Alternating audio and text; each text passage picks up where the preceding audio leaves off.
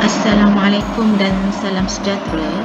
Hari ini awak akan mengikuti kelas sejarah tingkatan 2. Tajuk yang akan disentuh pada hari ini ialah Kesultanan Melayu Pahang, Perak, Terengganu dan Selangor di bawah bab 7. Topik yang akan awak belajar ialah pengasasan Kesultanan Pahang dan Perak sahaja. Sebelum kita mulakan topik hari ini, cikgu hendak bercerita kepada awak pasal kedatangan Raja Muzaffar ke Perak. Okey, ia merupakan cerita di bawah kategori legenda. Jom kita mulakan. Rombongan diraja menyeberangi Selat Melaka dan sampai di Kuala Sungai Perak di suatu tempat yang bernama Beting Beras Basah. Kapal Raja Muzaffar Shah telah terdampar di atas sebuah beting. Apa yang dimaksudkan dengan beting? Beting ialah timbunan pasir merintangi teluk di laut dan kapal Raja Muzaffar tidak dapat berlayar. Tiba-tiba angin ribut datang dengan laut yang bergelora. Berbagai usaha dibuat namun kapal baginda tetap tidak berganjak. Maka disitulah baginda berseru dengan melafazkan kata-kata, "Selilit tanah Minangkabau, selengkung pulau Perca, di lengkung pulau Sakti Muna, sebenarnya aku keturunan raja. Jauhkan segala malapetaka, perpisahan aku di Selat Melaka." Baik saja baginda habis melafazkan kata-kata itu, tiba-tiba muncul jin yang sangat besar dan tinggi hingga sampai ke awan. Jin tersebut telah berkata kepada baginda, "Sekiranya tuanku hendak bersemayam dan memerintah negeri Perak ini, hendaklah tuanku buangkan mahkota tuanku ke dalam laut." Maka Raja Muzaffar pun mengambil mahkotanya dan dibuangkannya ke dalam laut. Secara tiba-tiba, laut yang bergelora menjadi tenang dan beting yang timbul hilang dari pandangan. Setelah itu, barulah kapal baginda boleh berlayar semula ke air mati. Di sanalah baginda ditabalkan dan tempat baginda bersemayam itu dinamakan Tanah Abang. Okey. Seterusnya, standard pembelajaran yang perlu awak capai di akhir pengajaran dan pembelajaran hari ini ialah 6.2.3 menerangkan kelangsungan Kesultanan Melayu Melaka di Pahang dan Perak, serta K6.2.6 menjelaskan tanggungjawab pemimpin dan rakyat dalam sesebuah negara. Okey, cikgu ada sediakan sedikit nota digital bergambar dan dengan menggunakan aplikasi AnyFlip dan PowerPoint PDF. Okey, kita akan sentuh dahulu Kesultanan Melayu Pahang. Okey. Kesultanan Pahang bermula daripada legasi Kesultanan Melayu Melaka. Okey, wilayah naungan Kesultanan Melayu Melaka iaitu Pahang dan Seri Dijadi Raja Wakil Mentadbir Pahang. Putera Sultan Mansur Shah, Raja Muhammad turut ditabalkan menjadi Sultan Pahang. Seterusnya, Raja Muhammad dari Melaka ke Pahang dengan membawa golongan bangsawan iaitu Bendahara, Penghulu Bendahari, Temenggung, Hulu Balang Besar. Okay, apa peranan keempat-empat golongan bangsawan ini? Okay, peranannya adalah untuk membantu Raja Muhammad mentadbir negeri Pahang. Okey, Raja Muhammad mengasaskan Kesultanan Pahang pada tahun 1470 dan baginda menggunakan gelaran Sultan Muhammad Shah. Dan Sultan Muhammad Shah juga menjadikan Pekan sebagai pusat pemerintahannya. Wilayah Pahang pula meliputi Sedili Besar hingga Terengganu.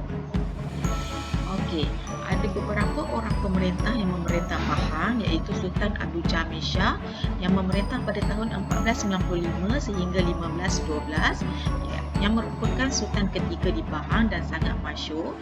Baginda juga berjaya mempertahankan Pahang daripada Siam dengan bantuan Kesultanan Melayu Melaka pada waktu itu.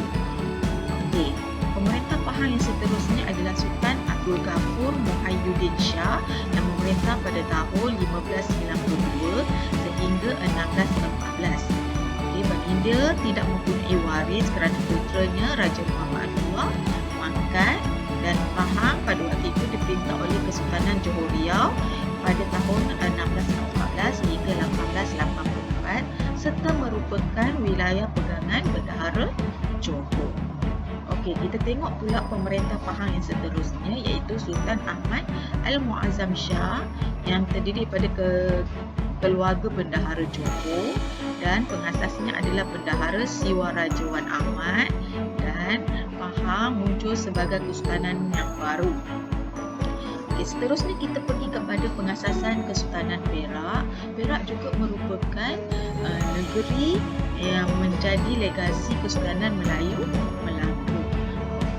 Serangan Portugis telah menyebabkan Sultan Mahmud Shah bersemayam di Kampar, Sumatera. Putera Sultan Mahmud Shah iaitu Raja Muzaffar telah dijemput oleh Tun Saban dan Mahmud Qasim untuk dikabarkan menjadi Sultan Perak pada waktu itu.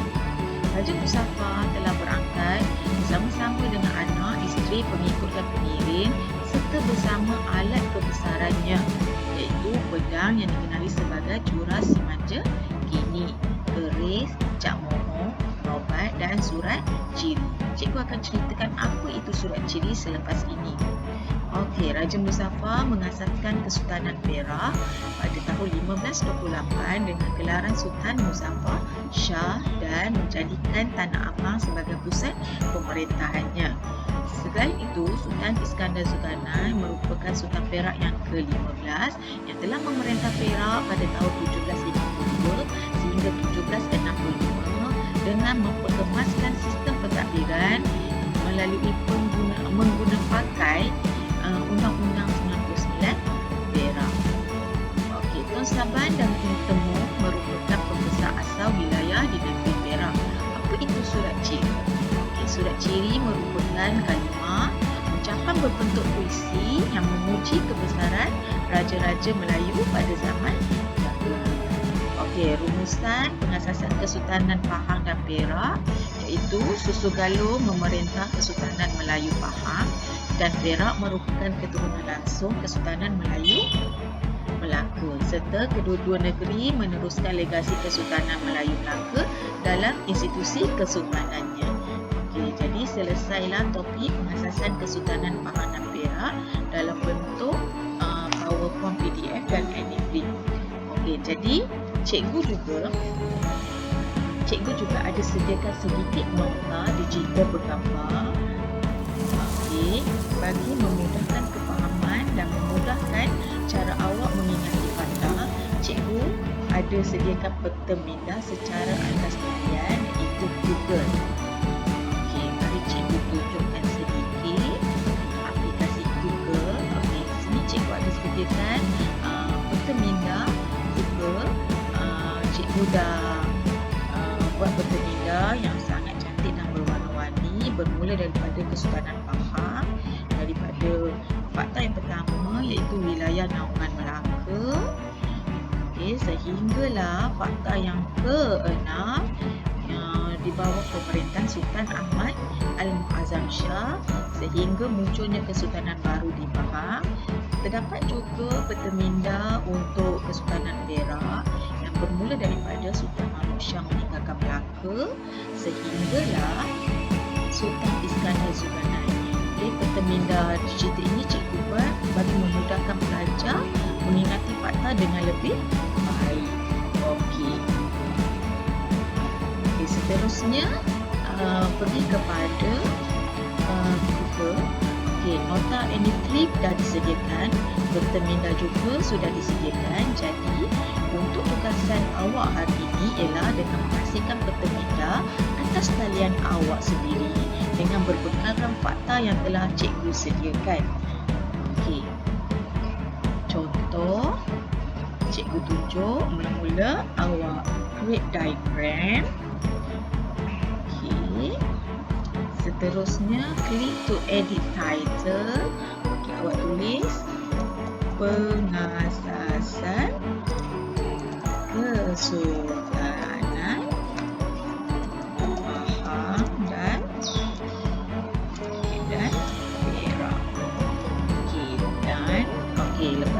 ada 4 anak panah, ada 4 arrow, tapi awak hanya gunakan 2 sebab awak akan menjelaskan pasal Kesultanan Pahang dan Perak. Okey, apa yang perlu awak buat? Awak klik sini tambah. Okey, klik tambah. Okey, seterusnya awak tambah lagi, klik. Okey, dan awak tulis sini Kesultanan Pahang.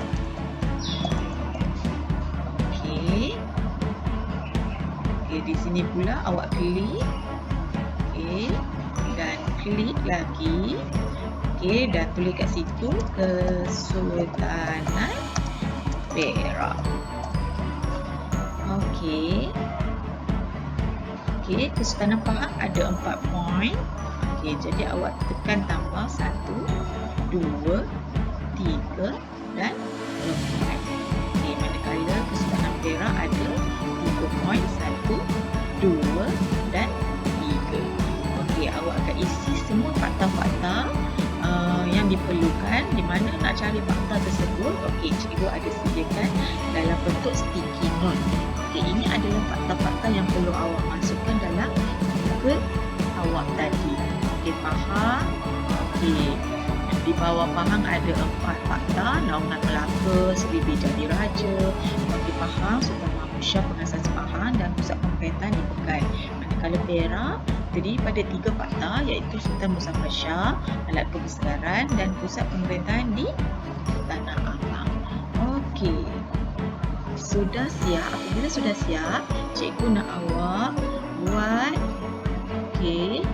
kuis YouTube Fortune untuk pengasasan Kesultanan Pahang dan Perak. Okey, cikgu tunjukkan sedikit gambaran kepada awak.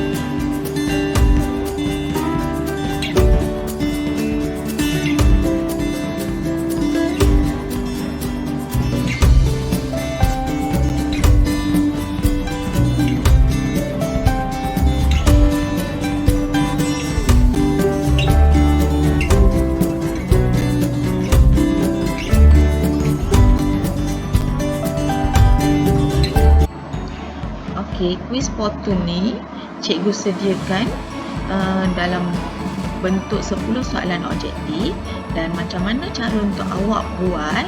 Okey, cikgu ada sediakan Google Form pada awak, dan awak perlu mengisi jawapan dalam Google Form berdasarkan kepada YouTube Fortune yang cikgu tunjukkan tadi. Okey, cikgu bagi contoh, letak nama Aris. Letak kelas. Okey, 2A3. Next. Okey, untuk next awak perlu tonton tonton video Fortune ni tadi. Okey, selepas itu cari jawapan dan cuma klik jawapan yang betul saja dalam Google Form ini. Okey, bila dah settle semua, dah siap semua, awak boleh submit dan hantar pada cikgu. Okey, untuk latihan pengukuhan kedua, cikgu masih lagi menggunakan bahan yang sama, tapi cuma kaedah penyampaian yang berbeza. Okey, apa yang perlu awak buat? Okey, get started now. Get started now. Okey, seterusnya masukkan kod kelas TCX. TCX 7343 dan join my class. Join. Okey, kalau awak biasa buat, awak akan ada nama awak lah ya dekat sini. Okey, awak cuma klik satu. Okey, klik satu dan awak boleh terus cuba membuat. Okey, tapi untuk tajuk hari ini, awak cuma perlu klik pengasasan Pahang dan Perak. Okey, start. Okey, dia akan loading dan awak cuma tunggu sebentar. Okey, dan start buat kuis. Namakah pembesar asal wilayah yang menetap di negeri Perak selain Tok Temuk? Okey, klik satu. Kalau betul, dia akan keluar lah. The answer is correct. Okey, next. Okey, namakan putera Sultan Mahmud Shah yang ditabarkan di Perak. Okey, Raja Rizal. Okey, next. Ada 10 soalan dan awak boleh siapkan Sultan Mahmud Shah menjadi pusat pemerintahan pertama di tanah. Okey, itu adalah sedikit quiz live yang cikgu nak tunjukkan. Okey, jadi untuk pemahaman awak lebih mendalam, cikgu ada sediakan 2 quiz objektif, Google Form dan Quizzes yang merangkumi 20 soalan objektif. Okey, seperti tadi awak cuma perlu siapkan cikgu punya Google Form. Okey, dan hantar submit kepada cikgu dan quizy.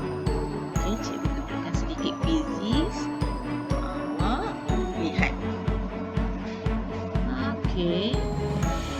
Okey, resume. Okey, dan mula menjawab. Namakan putera Sultan Mahmud Shah yang akan ditabarkan di Perak. Okey, jawab.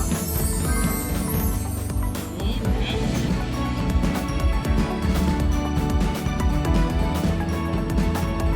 Namakan pusat pemerintahan kerajaan Fars semasa kehadiran Sultan Mahmud Shah.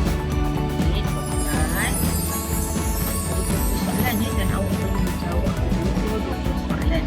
Okey, baginda kita mempunyai waris untuk pemerintah Pahang kerana membunuh semua. Cikgu maksudkan nama pemerintah Pahang tersebut. Okey, ia adalah Sultan. Okey, awak lihat. Itu adalah salah satu daripada soalan objektif. Okey, bila dah habis semua, okey, habis sesi untuk hari ini, awak cuma perlu klik tahap kefahaman awak pada hari ini untuk melihat respon dan refleksi awak. Okey, kalau awak rasa awak sangat faham, awak tekan sangat faham. Okey, dan submit kepada cikgu. Kalau awak rasa awak perlu bertanya soalan dan memberi respon yang baik, awak cuma ask a question. Okey, dan hantar pada cikgu lah, cikgu akan baca nanti. Okay, cikgu rasa cukup sampai di sini kelas kita. Semoga kita berjumpa lagi di kelas yang berikutnya dan semoga terus belajar dan belajar. Sekian, wabillahi taufiq wa hidayah. Wassalamualaikum warahmatullahi wabarakatuh.